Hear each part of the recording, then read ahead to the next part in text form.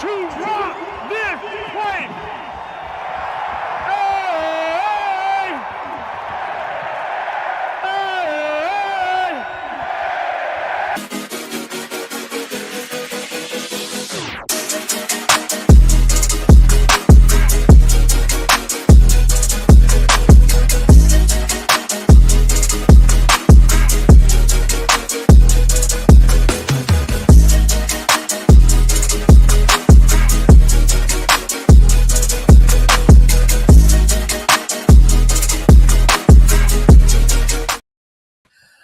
Welcome to the Buffalo Sports Conversation Room. I'm your host, Jamie Malloy. This is season 3, episode 18.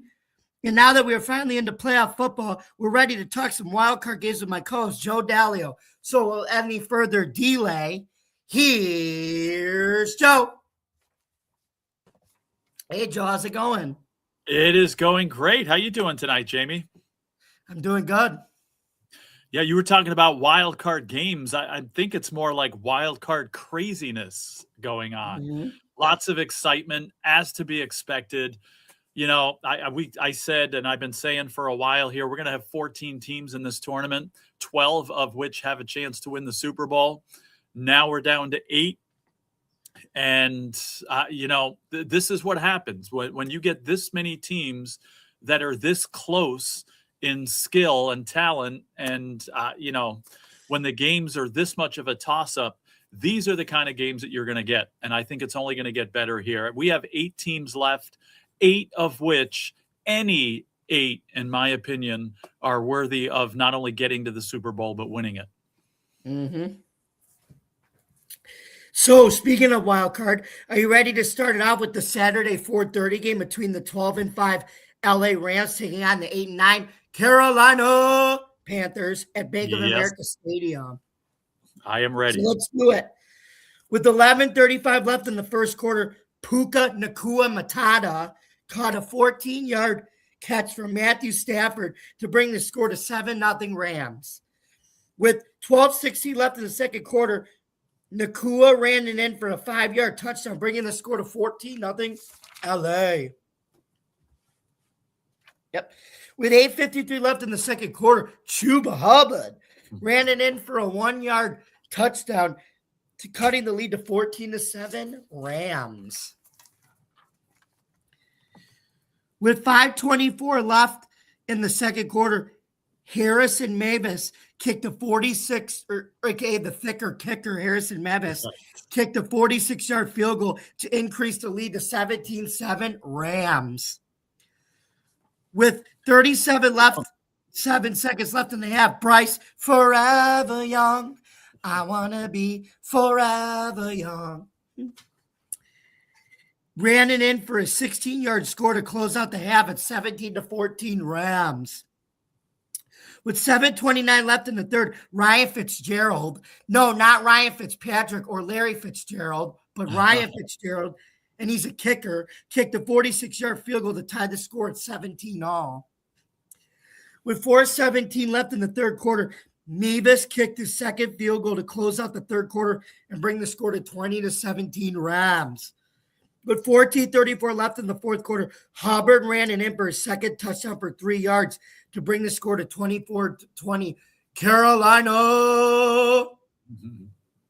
With 8:47 left in the fourth, Kyron Williams caught a 13-yard pass from Stafford to give the Rams the lead, 27-24. With 2:39 left in the fourth, Jalen Coker caught a 1-yard pass, bringing the score to 31-27. With 38 seconds left in the fourth, Colby Parkinson caught a 19-yard pass from Stafford to secure the win and move on to the NFC division round with a final score 34-31. So, Joe, what did you think of an exciting first playoff game with the Rams pulling it out 34-31 on the road? Well, I was thinking, what a way to start the playoffs. Again, I had high expectations for these playoffs. Again, 12 out of 14 teams with a chance to get to the Super Bowl, I thought. Now, the Panthers were not one of those 12. They were one of the 2. besides the Steelers, that I thought didn't have a chance to go to the Super Bowl. But let me just tell you, the Panthers showed up. And they not only just showed up, but they came this close to winning this game and would have deserved it in every way. Now, I thought this game wouldn't be as close as it was because I thought the Rams were going to be coming in here ticked off because the Panthers embarrassed them on this very field a few weeks ago. And again, I just didn't think the Panthers were ready for prime time yet. I thought the Rams would have control of things, and it started out that way with that, I would believe you said it were 14-0 lead that they were at. But this game was entertaining in all aspects. I watched the whole game here, and, I thought for a few minutes here that the Panthers were gonna win it. And, people were talking about them, and I totally agree that the Panthers' future is very bright here. They were talking about some of their offensive stars here, besides Bryce Young, who I think is slowly but surely molding into the quarterback that they thought they were getting. But you mentioned Jalen Coker, who had over 134 yards. McMillan played a great game here too. So these are two, and even Tommy Tremble, you got three really rising wide receivers here along with Young, that this could be a very exciting offense going forward if things continue this way. So if I was a Carolina Panthers fan, I would be very proud of the way my team showed up, the way they fought, the way they really believed that they can win this game, and they came this close. Now let's take it to the other side in the Rams. And again, it was closer than a lot of people, including myself, thought. But again, no panic at all.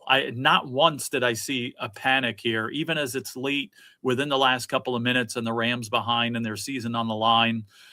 No panic whatsoever. Guess who showed up? Puka Nacua, 100 yards receiving again. He had like 111 or something like that, a touchdown, and just clutch plays all over the place. And, even somebody like Devontae Adams that started really slow. I'm not even sure he had a catch in the first half, but ended up still with 73 yards and making some impactful plays as well. Tyler Higbee, same thing, got off to a slow start, making a couple of big catches here, including like a 36-yarder. So I love the way the Rams didn't panic. Still felt like they were going to win this game, and they certainly did. And just, it's one of those games where you hate to see a team lose it. And credit to both teams, the one, for winning and putting themselves in a position to move on.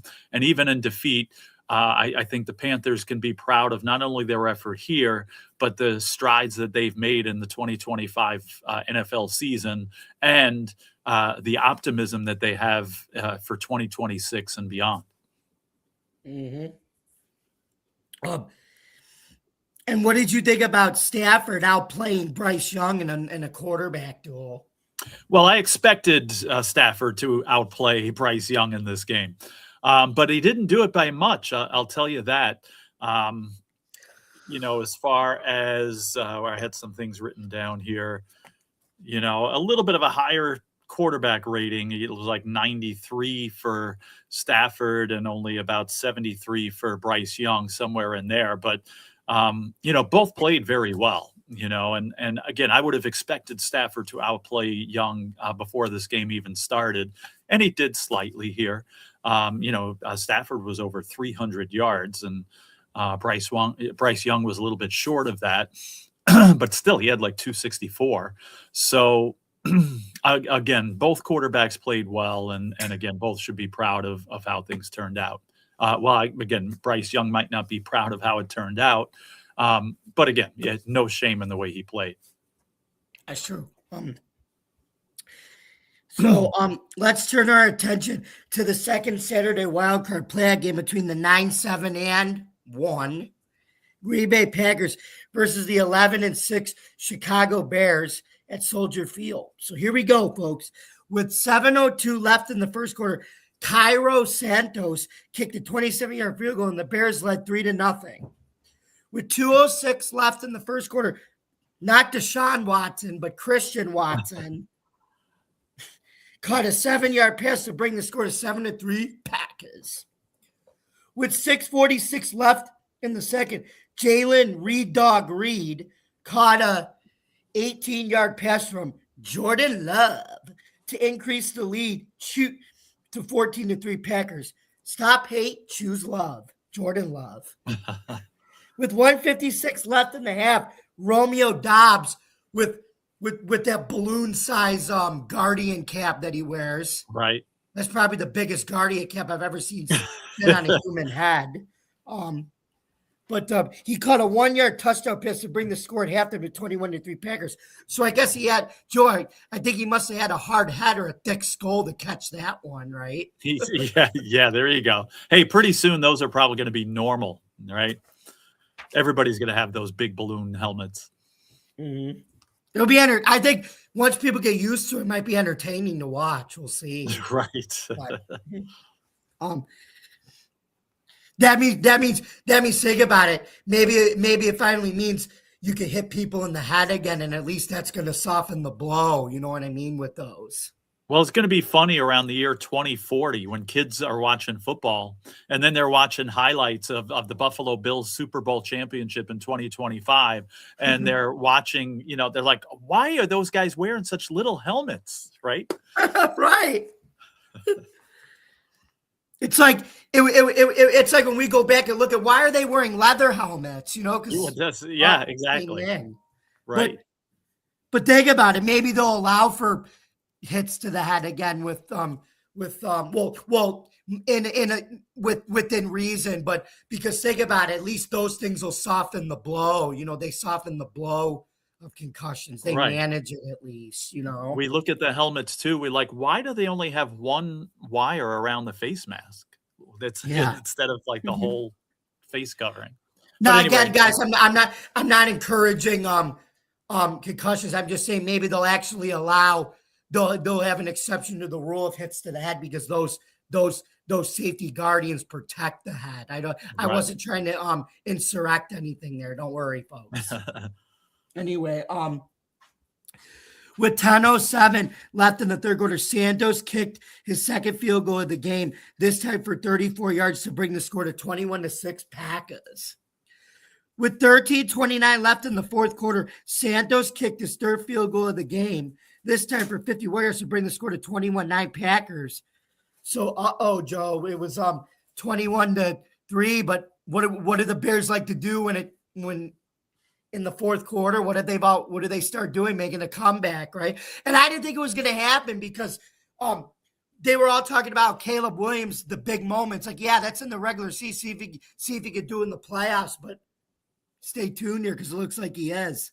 But anyway, with the Packers, I think, are big fans of Olivia Rodrigo, and I'll explain that when you're done. Okay. With 10:08 left in the fourth, DeAndre Smith ran it in for a 6-yard touchdown to cut the lead to 21-16 Packers. With 6:36 left in the fourth, Matthew Golden, who didn't have a regular season catch, who didn't have one catch in the regular season, as Al Michaels mentioned, caught his first one in the playoffs for a 23-yard touchdown. But Brandon McManus missed the extra point to bring the score to 27-16 Packers. But, Joe, it's like, the extra point doesn't matter, right? They're up by 11, right? But yeah, it doesn't matter. Yeah. Anyway, with 4:18 left in the fourth, Olamide Zaccheaus caught an 8-yard pass, and the 2-point conversion was good, bringing the score to 27-24 Packers. Sorry, I think I heard the Packers. Okay. Anyway. I hear Olivia Rodrigo singing. What was her? What was the song? You said you were going to mention the reference. It's called Deja Vu. Oh, yeah. Do you get deja vu? Now I get it. Okay. With 4:13 left in the, or never mind, with 1:43 left in the fourth quarter, DJ more caught a 25-yard pass to give the Bears a win 31-27 and advance them to the NFC divisional round. So, Joe, what do you think about the Bears having to rely on a comeback win again, but this time in the playoffs to move on, not in the regular season? Well, again, let's talk about the Olivia Rodrigo deja vu in several ways here. Now, you would think that the Packers would have learned. I kept getting flashbacks to 3 weeks ago, right? You would have think that the Packers would learn. Like, I'm a teacher and I teach my students all the time, okay? Look, you're not going to be perfect. Mistakes are going to happen. But when you make a mistake, you can learn from it. And if you learn from it, then it's a victory instead. So I wish I could be the teacher in the Packers locker room. 3 weeks ago, they were up by 1,000 points and somehow choked away a game in unreal fashion to the Chicago Bears in Chicago. And guess what happens here? They're up by 100 points again. And you would think that it's not like it was 3 years ago or 30 years ago. It was 3 freaking weeks ago. You would think that this team would have in the back of their mind of what happened 3 weeks before. But no, same thing happens. Now, even personally, 3 weeks ago, I was watching a little bit of that game, and I was like, you know what? Again, people here know my bedtime gets earlier and earlier and earlier. So I was like, you know what? I'm going to go to bed, and I'm not even going to listen to this game because it's over. And then I come to find out the craziness that happened when the Bears won that game.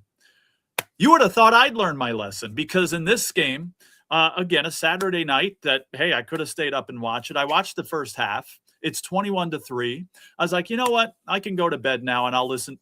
No, I'm not even going to listen to this game. It's over. The Bears are done and the Packers move on. So stupid me misses the comeback too, finds out the next morning. It's like, you've got to be kidding me. So again, Packers, your memory must be really short because you would have thought their radar would be up even at the slightest rumbling of the Bears trying to get some momentum and make a comeback here. Now, one person you cannot blame for this loss is Jordan Love. I mean, he showed up, 4 touchdown passes, I believe he had over 300 in this game, and an incredible game by Jordan Love and some of his receivers there. Defensively, it's a different story for the Packers. So, and you know what? You want to talk about a star in the making. How about Colston Loveland? Now, this is a guy that I drafted on my fantasy team early in the season, and by week 4, I had cut him. Okay. Now, yeah, my fantasy team wasn't that good. And again, I had a guy named Jake Ferguson, the tight end also, who was basically being very productive.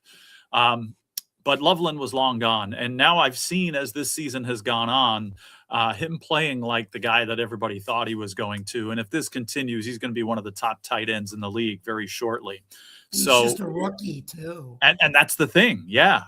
And again, he got off to a slow start in this game. He wasn't there the first half. All of a sudden exploded and gets over 100 yards and I don't think he scored, but I mean, he had over 100 yards in there. So, kudos to him as well. But really, I mean, come on, Packers. Now, I had no rooting. Well, I did have a rooting interest in this game because I had a bet on the Packers. And I thought it was a shoo-in. It's 21-3. This is a win. And no, not quite. So, I'm not critical because I lost a bet, but because how can a team, again, when the same exact thing happened a few weeks before, allow the same exact thing to happen again on this stage? I don't know. I don't get it. Yeah. Joe, it's too bad. Could you imagine Colston Loveland on the Bills with the way the Bills use their tight ends instead of wide receivers? I mean, think about it. Right. Would that be scary for opposing defenses like Dalton Kincaid on one side and Loveland on the other side? Imagine that. I'm saying what you would do is you would put Dawson Knox as what you would do? You would put him as a slot tight end. You know how you have a slot receiver? That's what you would do.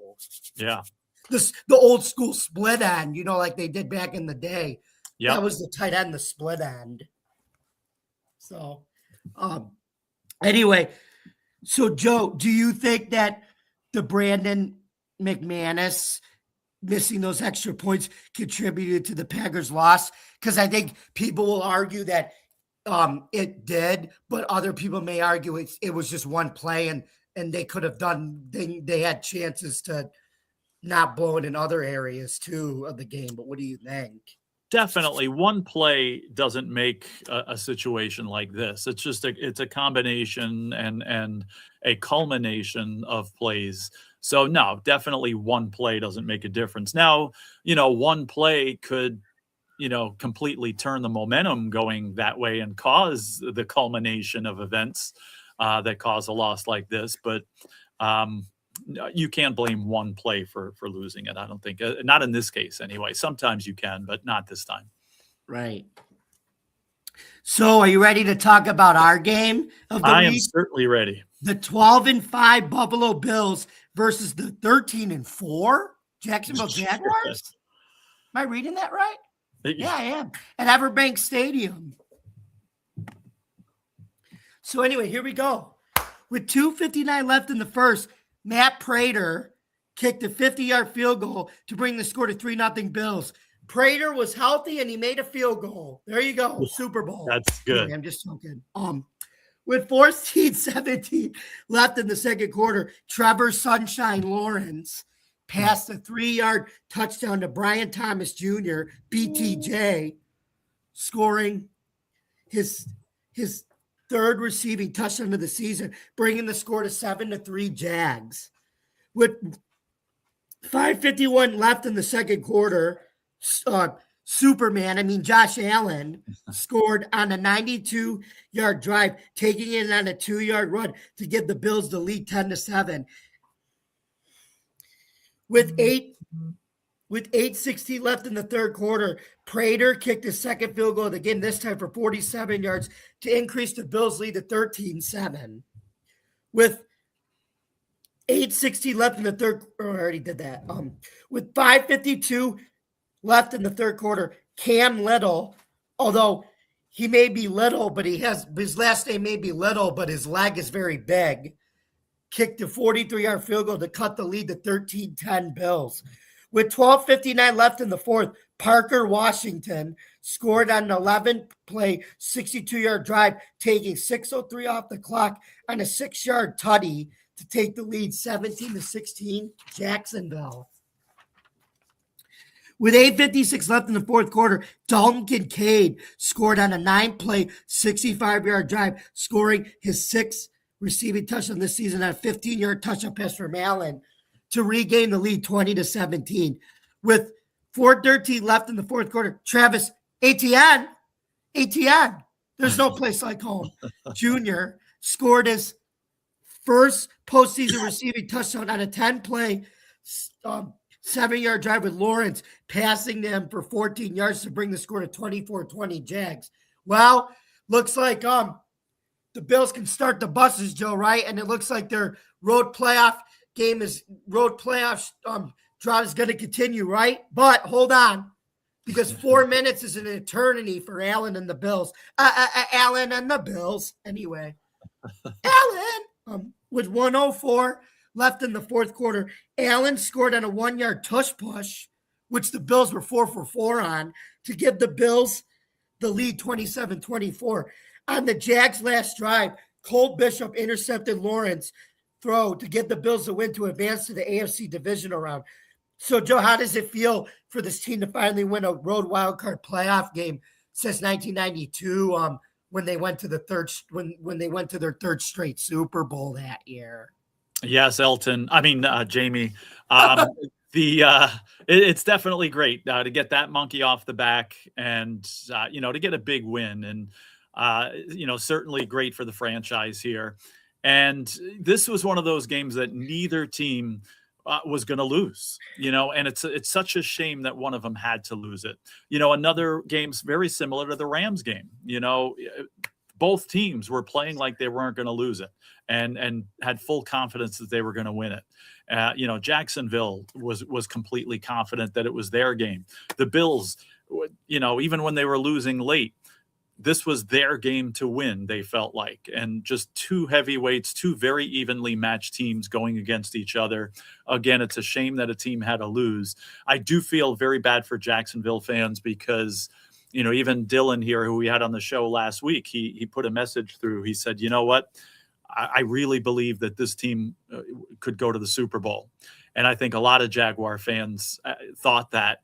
And how many opportunities do the Jaguars get to go to the Super Bowl? I think this is one of their best ones ever. And certainly, again, no fault of theirs. I mean, it's not like they have anything to be embarrassed about. It's not like you can pinpoint something and say, oh my goodness, you could always pinpoint a couple of things here and there. But certainly, they were just beat by a better team. And, that's it. And they had a chance to win this game. Trevor Lawrence gave his team a chance to win it. We were talking about like Coker and McMillan on Carolina, some up and coming receivers. How about Parker Washington here?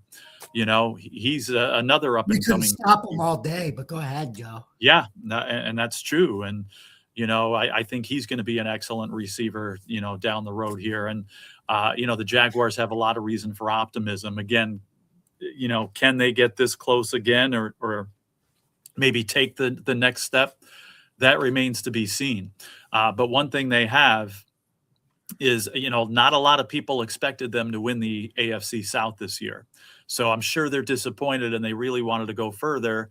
But again, I think once the hurt and the pain of this loss is over for them, they're going to look back and say, what a great year it was. And let's ride that momentum. As far as the Bills are concerned, the main reason I thought the Bills were going to win this game was because of the experience and the veteran leadership. And I honestly think that's exactly what got them there, from, the top to Josh Allen and, the defense making big plays when they needed to, especially guys like Russo and Milano and people like that. So I think it was ultimately the Bills' experience that got them this win, besides the key plays by some of these guys. So they firmly believe that they can go all the way. And that's if this team firmly believes that could be bad news for the rest of the AFC and for the rest of the NFL, the remaining playoff teams. So, again, a gutty effort by the Bills to get this victory. Again, Jaguar fans, you have absolutely nothing to be ashamed of. I know it stings. I know it hurts.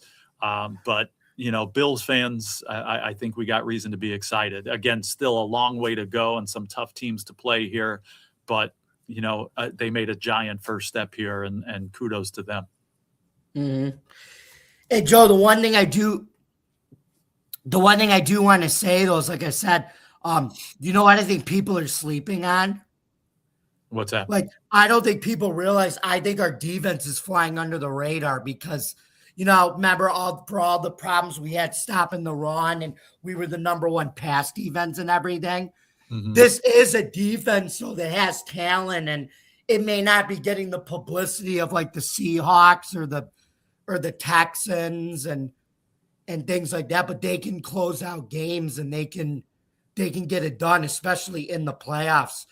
Their defense can be good enough, like those teams, to go far, even though it may not get the publicity it deserves. This defense, that's what people were saying. Well, Jamie, you know what I think the difference is at this point is, again, it's the same group they've had, right? A talented group.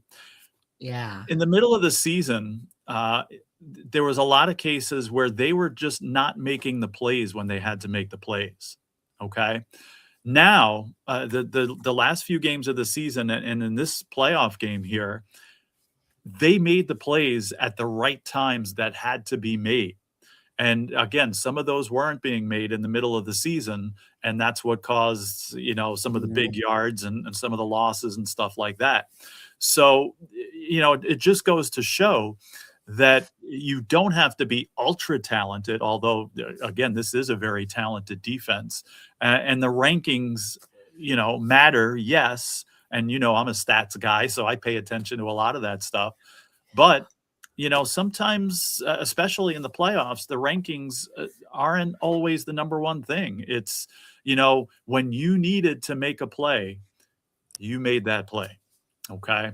And that's in all sports. Real quick, I'm an Islanders fan. And, when they won 4 Stanley Cups, they had a goalie named Billy Smith.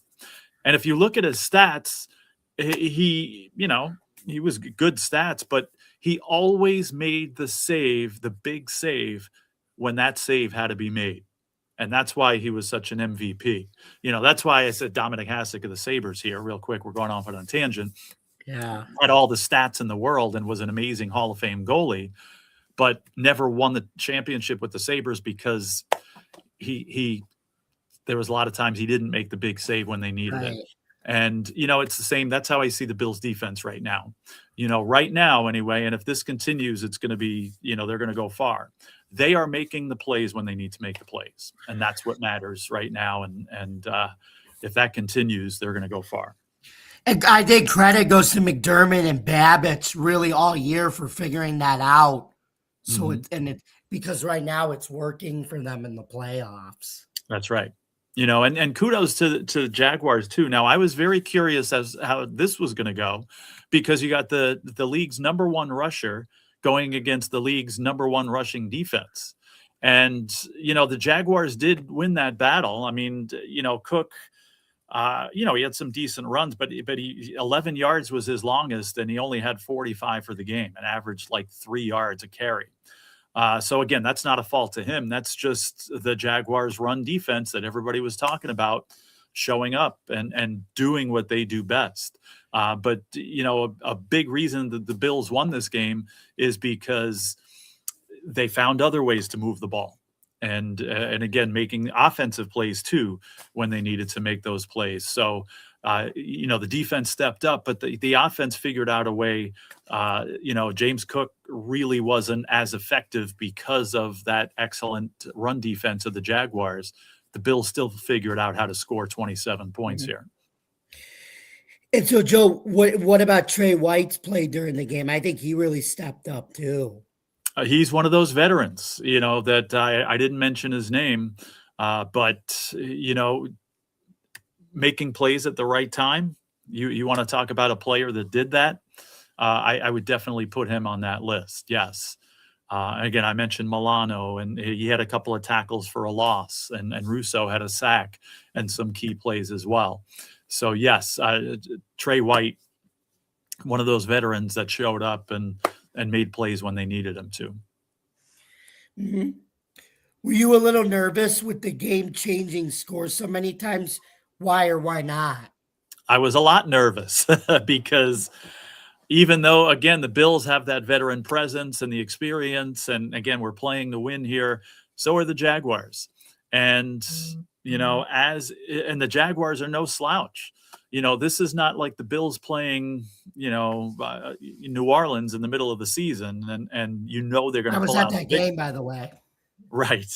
They're going to eventually pull that out, and here, I had a feeling they were going to pull this out, but there was a lot more doubt in my mind with a team as great as the Jaguars here. And, I was certainly nervous about it and thought that there was a good chance, as confident as I were that they were going to win this game. Of course, there's that lingering doubt in the back of my mind that, this team's going to take it from them, and they're really good. And the Bills might be the team that comes up short here. What were you thinking along the way? I was a little nervous in that last minute, but I was like, we got Josh Allen. We're gonna make the play, and he didn't. How about that play to Brandon Cooks? I think that was the start of that. Yeah, Cooks made a few great plays, and we got Jeremy here saying hello. So we say hello to you, Jeremy, and certainly appreciate you watching here. Thank you. So, again, definitely that lingering doubt in the back of my mind, and ultimately thinking that Superman was going to take over and put the team on his back, like you're saying there, Jeremy. Again, ultimately thinking they were going to win, but with a team as good as the Jaguars, that there was some doubt at some point. Mm-hmm. And Joe, What did you think about Jacksonville going from worst to first under new head coach Liam Cohen? Because, like I said, I told Dylan you were gonna like him, and he didn't really believe me, I think. And I thought he was gonna be good, but I thought, okay, they were gonna go from they would maybe go 7-10 and 8-9, and then next year they would take off. But what did you think that he made that big of a turnaround from? Yeah, I agree with you. I thought the Jaguars would be a decent team, maybe going 8-9, something like that, I think is where I had them. But yeah, this is definitely incredible. And again, the Jaguars fans are going through the sting of this loss now. But once it wears off and they look back, I think, again, they're going to be very proud of what was accomplished here and going from, where they were to a first place, to a division championship here. And, just ran into a great Bills team that ultimately, got the win here. So, talking about a coach of the year candidate, why not? I'm not sure if he would get it. I don't think he will, but I mean, certainly would be in the conversation for sure. Yeah. So Joe, what did you also think about Josh Allen? He took a beating in that game, but he just kept on ticking. And I think it's amazing. This dude's so tough. I was joking that I feel like he could get struck by lightning and still play. That's how tough he is.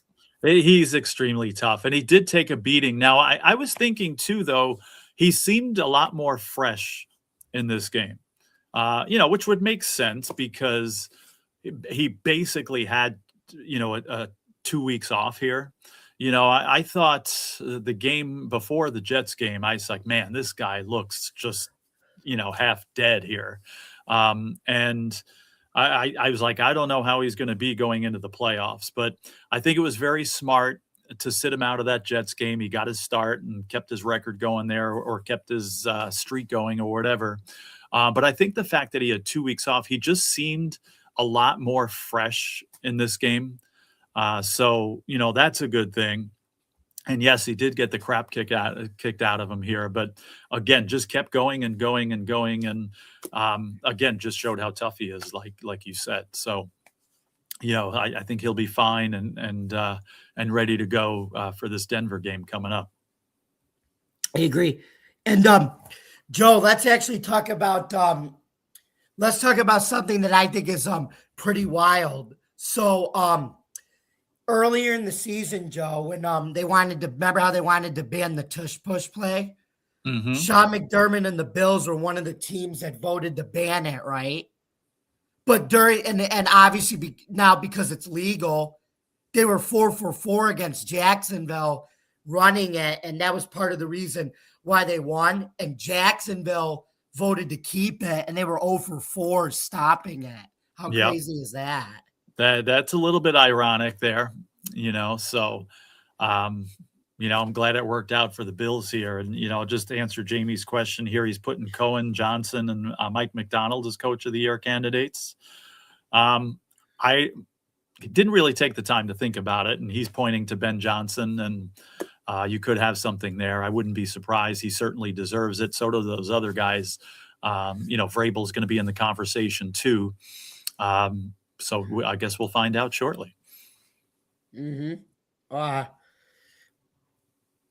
Yeah. So, anyway, Joe, now let's take a look at the Sunday 4:30 matchup between the 12-5 San Francisco 49ers taking on the 11-6 Philadelphia Eagles.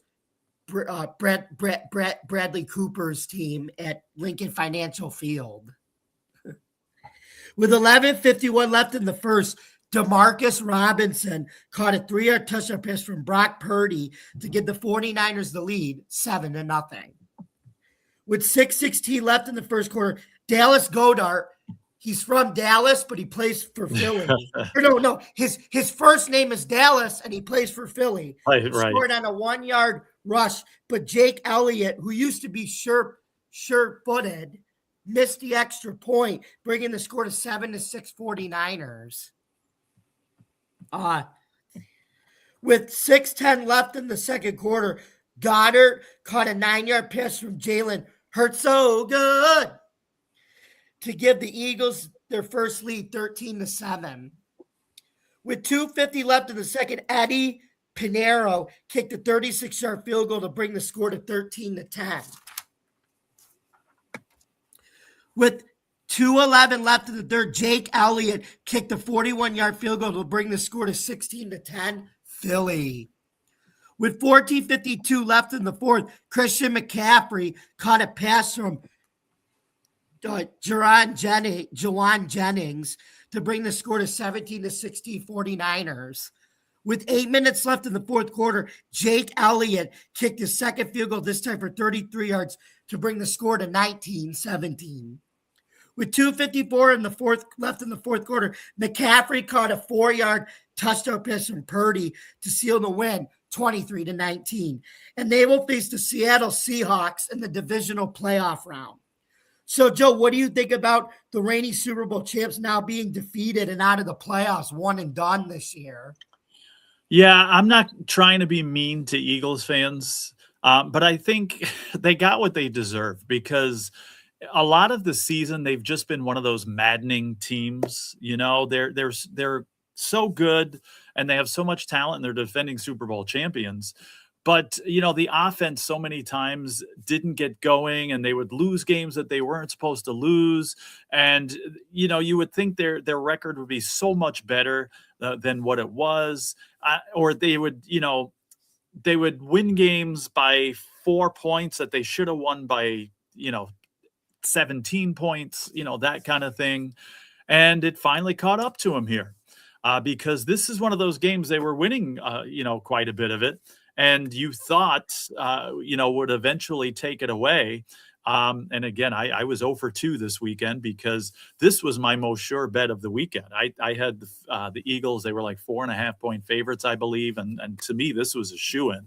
I thought the Eagles would win by a touchdown and, you know, again, be in control of it most of the way. But it just didn't turn out that way. And, you know, give credit to the 49ers. Now, one thing I did not realize before this is they were 7-2 on the road during the regular season. You know, they were a little disappointed that they lost that game to Seattle for the division and they were, you know, going to have to play all their games at home. So what? 7-2 away from Santa Clara and no fear playing on the road here. And, you know, we got Jeremy still here saying that he's got the Seahawks winning that next week. And however, the 49ers covering. And that's exactly how I see it. You know, we'll talk about what's going to happen in a little bit here. But that's how I see it. You know, now the only thing about the 49ers is they've had, I mean, you got to give them so much credit for getting this far with all the injuries that they've had, with all the adversity that they've had. I don't think they're going to go to the Super Bowl, though, because of it catches up. When you're running uphill for the whole race, eventually you're going to run out of energy before everybody else does. And I think this is going to catch up to San Francisco, and I don't see them going to the Super Bowl. But I think even just getting to this point, they should be extremely proud, and it's a major accomplishment. And again, I wouldn't put them past beating Seattle. I don't think it's going to happen, but I would not be surprised. And again, they play so well on the road that, you know, I wouldn't put it past them. But, you know, where the heck did this guy DeMarcus Robinson come from? I mean, he had like, you know, 100+ yards, 18.5 yards a catch, a touchdown in there, making big plays left and right. Eagles couldn't stop him. You would think after a few big players, after a couple of them, they'd be looking for him. But no, you know, he'd make a couple of more. You know, interesting stat. Now, everybody who watches this show knows how I'm in love with like the quarterback rating stat. Jawan Jennings has a quarterback rating of 158.3 in this game. Because of the trick play. Yeah, of course, only threw one pass, but it was a touchdown pass in that 29-yard trick play there. But I find it funny as I'm looking at the stats. Now, Purdy had like a mediocre rating at like 80.3, you know, because of those interceptions. And I was convinced he was even going to throw more interceptions here. If I was a 49ers fan, I wouldn't have much confidence in this game. But I was laughing as I saw Jennings with the 158, ranking there. But that was a great play and a turning point in the game. And McCaffrey, who did almost nothing in the first half, not his fault. The Eagles were just keying in on him and stopping him. Certainly made his presence known and, made the great play there on the catch from the pass by Jennings. So, again, the Eagles, it's hard to repeat. Everybody knows that. And, again, when you look at it, 11-6 and winning your division again, it's not a bad season. But I think the expectations were just a little bit higher for them. And people are, Philadelphia, they expected another Super Bowl. And so falling short of that, I'm sure is not going to go too well there. But again, this team's going to be around for a while. They're still very good. Yes, they're going to have to make some changes. But if I'm an Eagles fan, I'm still confident going into next season as well. Mm-hmm. Mm-hmm. And what did you think about the 49ers game plan and how well they executed it, especially with Kittle getting hurt, going to Lincoln Financial Field? They stuck to what they were doing, and it worked even without them. Well, I could say this. They completely won the coaching battle here. I mean, both, Shanahan and especially Robert Saleh, he might have just gotten himself hired again by another team after that defensive effort. And they just had an excellent plan.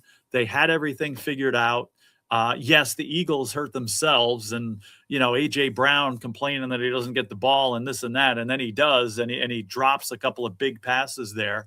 But still, it seems like the 49ers had the perfect plan and the Eagles did not.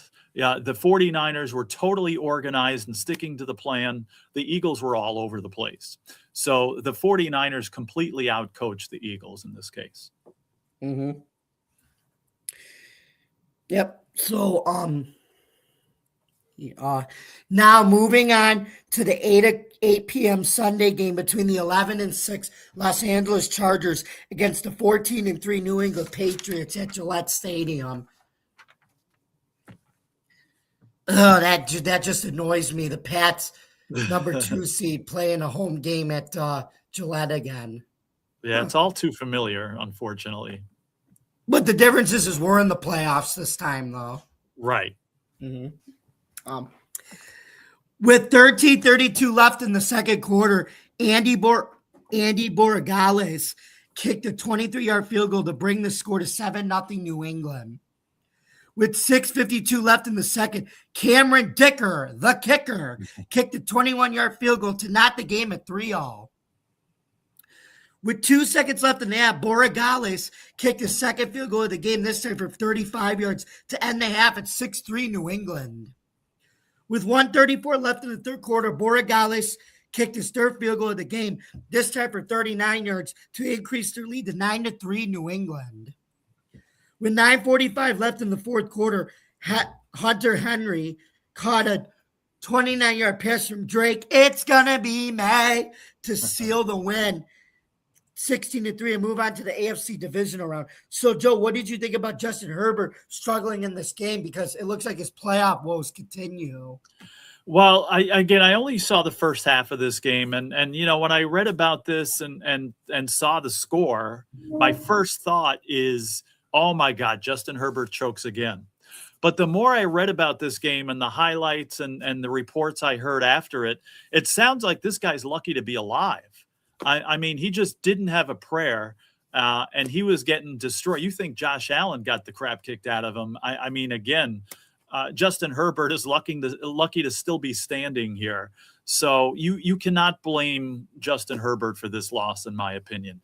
I mean, somehow the Chargers were still in this game, in the fourth quarter here. And I don't know, how the Patriots didn't, pull ahead further, and they eventually won 16-3 here. But yeah, Justin Herbert's lucky to be alive from what it sounds like. So, if you look at it on the surface, again, you might say that, oh God, Justin Herbert playoff woes continue, and he's never going to amount to anything and this and that. But some of his offensive weapons were missing, and the line is kind of messed up and had some major injuries to it. So, if they retool and he gets some guys to throw to and the offensive line blocks for him, I think you'll see still at least there's a chance that we see that Justin Herbert can make some noise and take his team far. I agree. Mm-hmm. Now on to our last, but certainly not least, wild card game, the Monday night 8:15 matchup between the 12-5 Texans traveling to Acrisure Stadium, Heinz Field, to play the 10-7 Steelers. Oh, look, the Steelers won the division, but they're 10-7 and they're in the playoffs, right, Joe? The standard's the standard. That's right. With Mike Tomlin, right? Mediocre Mike. Anyway, with 6:02 left in the first quarter, Chris Boswell kicked a 32-yard field goal to give the Steelers their only lead of the game, 3-0. With 8:28 left in the second quarter, Christian Kirk caught a 6-yard pass from C.J. Stroud to take the lead, 7-3 Texans. With 1:57 left in the second, Boswell kicked his second field goal, this time for 35 yards to cut the lead to 7-6 Titans. With 13:07 left in the fourth quarter, Kai Fairbairn kicked a 51-yard field goal to bring the score to 10-6 Titans. With 11:23 left in the fourth, Sheldon Rankins had a 33-yard fumble return to bring the score to 17-6 Texans. With 3:38 left in the fourth, Woody Marks, my name's Woody. Howdy, partner. Reach for the sky. Hit a 33-yard score to bring the score to 24-6 Titans. Let's see. We have a comment here, Joe, at Izzy Rebel. She says, good luck, Joe, versus Denver. I just saw that comment. I was waiting for you to finish. So thanks so much for joining us, and good to see you here.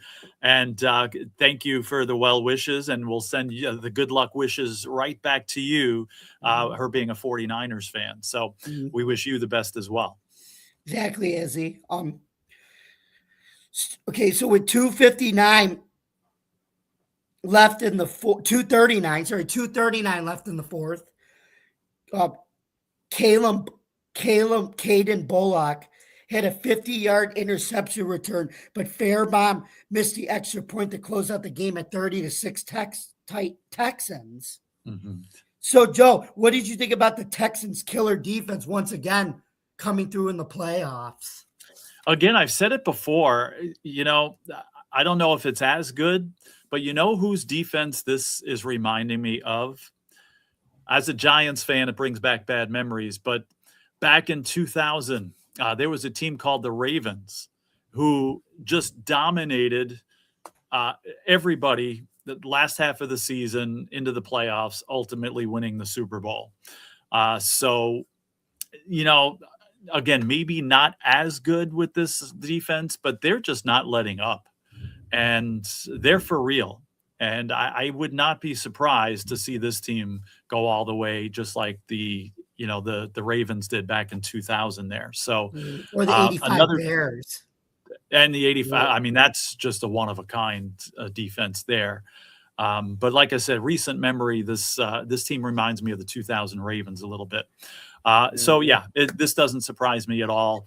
And I think now I'm except not I think C.J. Stroud's an actual – I think C.J. Stroud actually is a better quarterback. Trent Dilfer was a placeholder for that defense. C.J. Stroud, I think, can actually be a franchise quarterback with the Texans. That's the only difference. Mm-hmm. I think I think the Texans have a better offense than that Ravens team had overall. I mean, including a quarterback and stuff. But yeah, so again, this doesn't surprise me, and I think the inevitable happened in Pittsburgh. Now, I know some Steelers fans, obviously, they're disappointed they didn't go far, but I think a lot of them are happy, including some of our cohorts here, that things happen the way they did, and you can reboot and, start again. And a lot of complaints about the mediocrity and things like that.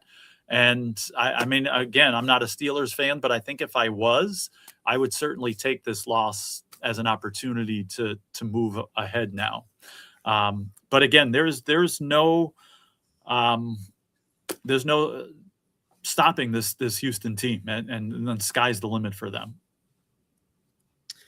We have Izzy wrote another comment. Well, first one, she said, prayers for Josh Allen. Dude really is Superman. Yes, hey, prayers for you, prayers for your team too, because Kyle Shanahan's found a way to keep that team together with duct tape and glue through all the injuries. As Ken the Bears fan always says, remember her? That's right. No, Ken the Bears fans always says that. And but she also said Houston did struggle not long ago with the Raiders. And she said, but if y'all make the AFC championship game, who would you rather face, Vrabel or Ryans? That's a really good question. That's a very good question. Well, first of all, you got to remember there are two teams who we did play, but actually go first, Joe, and then I'll say what I'm going to say. Yeah, they're both very good. And you know, you got to beat anybody that comes in your path if you're going to go to the Super Bowl and win the Super Bowl. I think the Texans would be a tougher game than the Patriots would. Mm-hmm. So I would rather, if I had a choice, not that the Patriots would be an easy game by any means, but I think they would have a better chance. The Bills, I think, would have a better chance to beat the Patriots than the Texans. I agree with that point, Joe, especially with that. But Izzy, one good thing, though, is they're both teams we already faced, so we already know them, which is good. And the funny thing about Houston is Josh Allen was sacked 8 times, but I think a lot of people forgot that Buffalo's defense played well too, and they were still one Josh Allen game-winning drive from actually beating Houston too. And New England, they obviously split, so they were both. But they were all tight games against those two teams too, so that's a good thing. Anyway, Joe, it is now that time to make our picks for the divisional round games. So you want to go first? Yeah, let's do that. Okay, so first we have Saturday, January 17th. The first game is the 6th-seeded Buffalo Bills on the road, taking on the number 1 seed Denver Broncos at 4:30 p.m. Now, obviously, the Bills already played a game and beat the Jags, but this is a team we didn't see in the regular season. So what are your thoughts on this matchup? This is going to be another game, you know, like the Jaguars game. It's going to be back and forth, 2 quality teams. Both teams, again, just like Jacksonville, both good enough to win, both playing to win. And, you know, this is coming a quarter from the heart and about 3/4 from the brain. I just think the Bills outlast the Broncos on a last-second field goal. I see the Bills 24, Broncos 23. I see the Bills doing that too. I think it comes to a game-winning field goal, but I got 23-20. Okay. And the second game, look at this.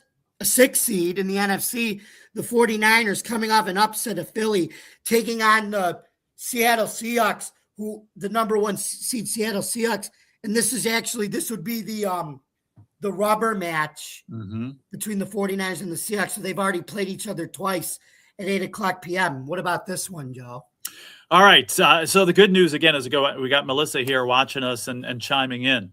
The bad news is she might hate me after this prediction here. I think again, it's going to be a great game.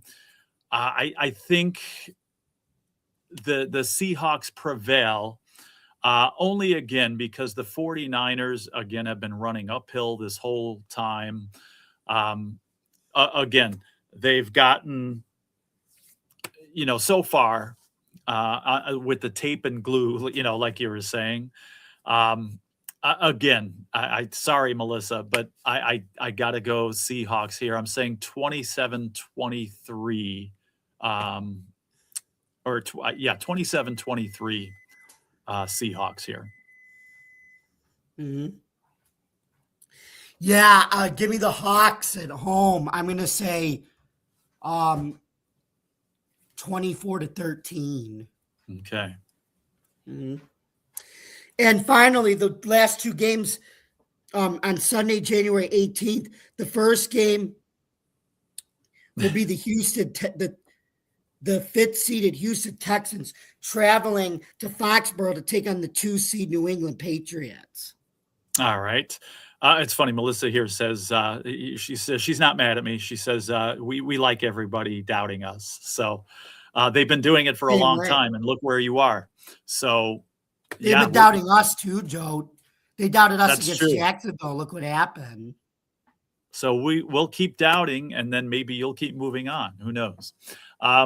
So okay, this game is again. This is going to be one of those classics. Ultimately, I see it again, a potential last second field goal here. Houston 24, New England 21. Yep, I think Drake May and the Patriots are a great story, but they compare him to Josh Allen, and even Josh Allen was sacked 8 times against this defense. So give me Houston to rack up a sack party against Drake May, and I think the Texans squeak this one out. I'm going to say 28-25. Okay. Game-winning field goal. And lastly, the 6:30 game, we have the 5th seed Los Angeles Rams taking on the number 2 seed, the comeback kids, the cardiac Chicago Bears. All right. So I honestly think that the Rams are going to be the NFC representative in the Super Bowl. And when you get a team like this that gets a major scare in the first round, a lot of times when they get past that, they kind of cruise the rest of the way. And I could see this happening to the Rams here. And they're going up against a team that's lucky to be there. You know, the Bears, I mean, you know, again, kudos for their comeback and they earned it.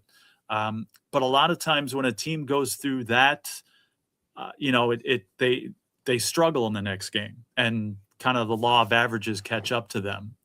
So between the Rams kind of getting their scare and now moving away from that and kind of coasting, I think, and the Bears getting their wild victory here that they had to work so hard for, I think it's going to be a big struggle for them. So I think they keep it close.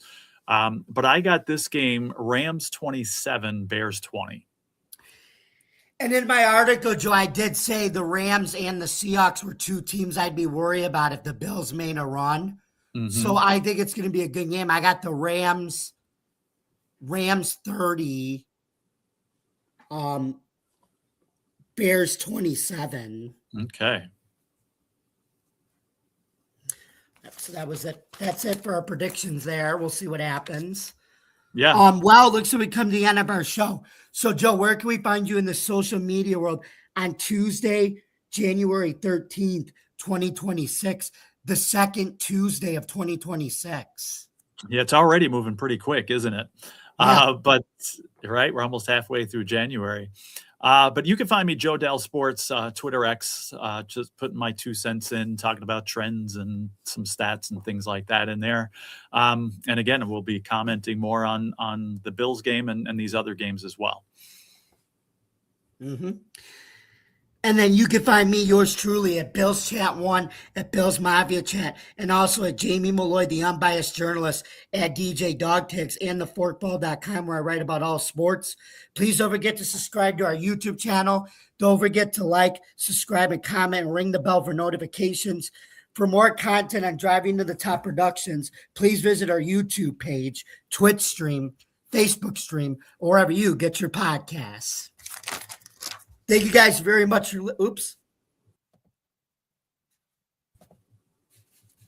Joe? What happened there? Where'd you go? Where are you? Backstage. Oh, hold on. Let me remove these comments here. Maybe that's why.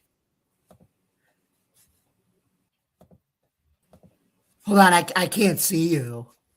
Okay, I'm backstage. I don't know. Can you hear me? Yeah. But anyway, thank you very much for listening. And remember, folks, let's give a shout out to head coach Mike Tomlin for his stellar 19-year run with the Steelers, and to John Harbaugh for his 18-year stay with the Baltimore Ravens. And let's wish our Bills good luck in their division round against the Broncos in Mile High Stadium this Saturday. And to quote our friend Chris Berman, nobody circles the playoff wagons like the Buffalo Bills. See you next week, folks. Have a good week, everybody. Bye. To